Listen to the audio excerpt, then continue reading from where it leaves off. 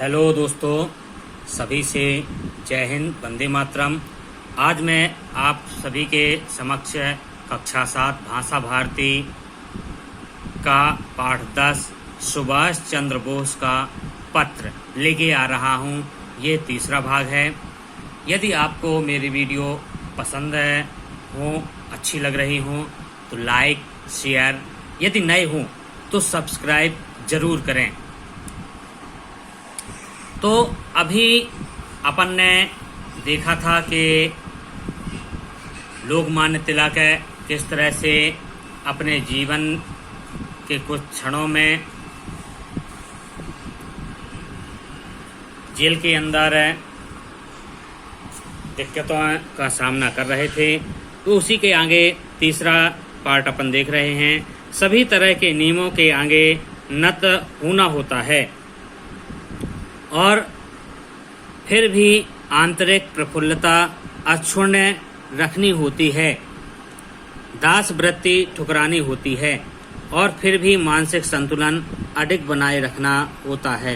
तो हम जब अंदर रहते हैं तो उन सभी परिस्थितियों के अनुरूप अपने को बनाए रहना होता है।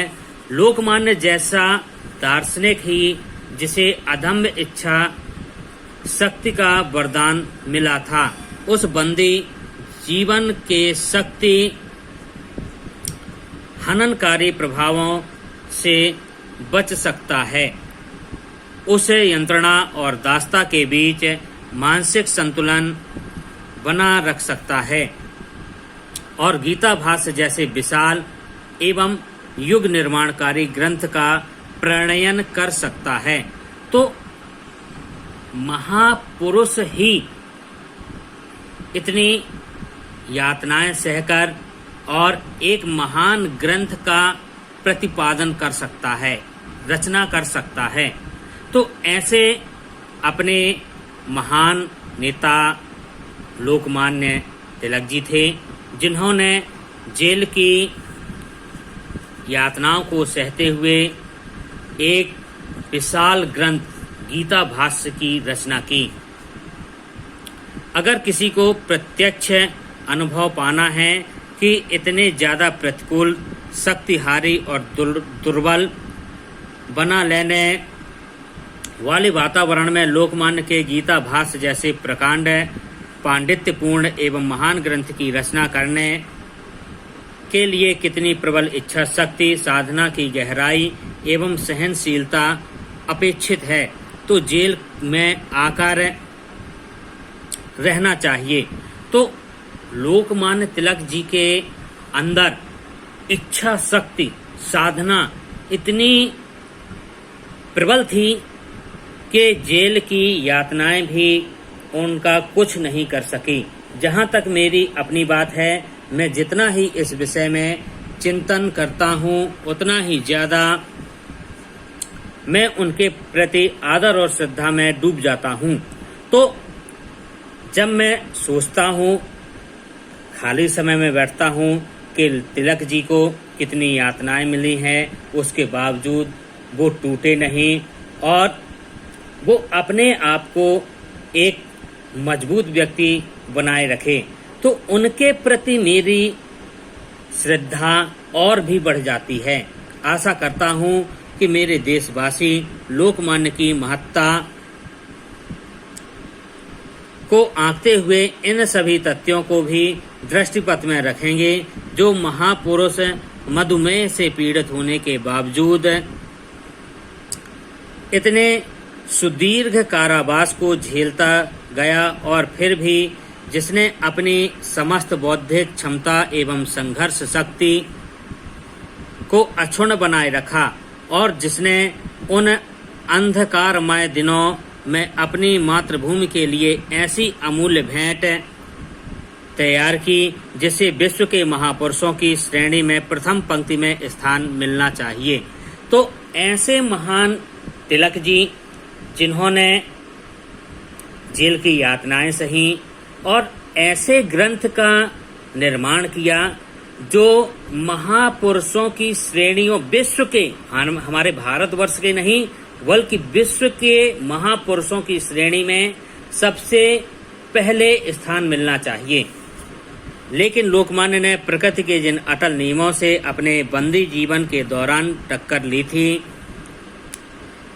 उनको अपना बदला लेना ही था। और अगर मैं कहूं तो मेरा विश्वास है कि जैसे देशबंधु के शरीरांत का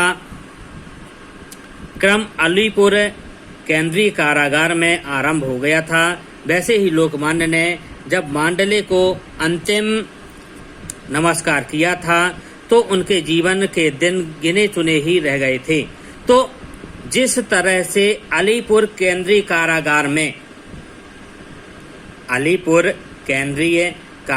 में देश के एक महान सपूत देशबंधु ने अपने शरीर का त्याग किया था, वैसे ही स्थिति लोकमान्य जी की मांडले जेल में हो चुकी थी और वो भारतवर्ष को नमस्कार कर रहे थे।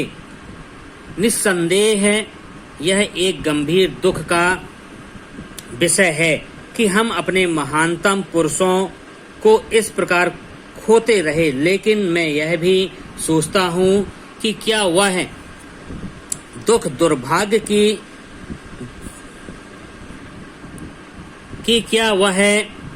दुखद दुर्भाग्य किसी न किसी प्रकार टाला नहीं जा सकता था।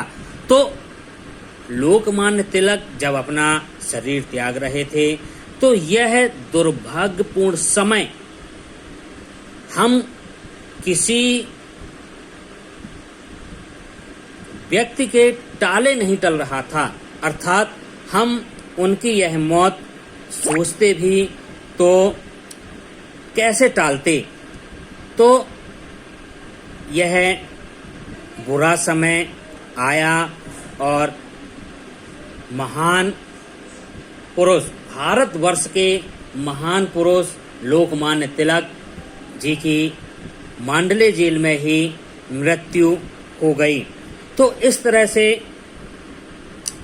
आपका यह पाठ सुभाष चंद्र बोस का पत्र आज पूरा हुआ। सभी दर्शकों से विनम्र अनुरोध है, जो भी इस वीडियो को सुन रहे हों, यदि अच्छी लगे तो लाइक जरूर करें और यदि नए हैं तो मेरे चैनल को सब्सक्राइब जरूर करें। जय हिंद, जय भारत।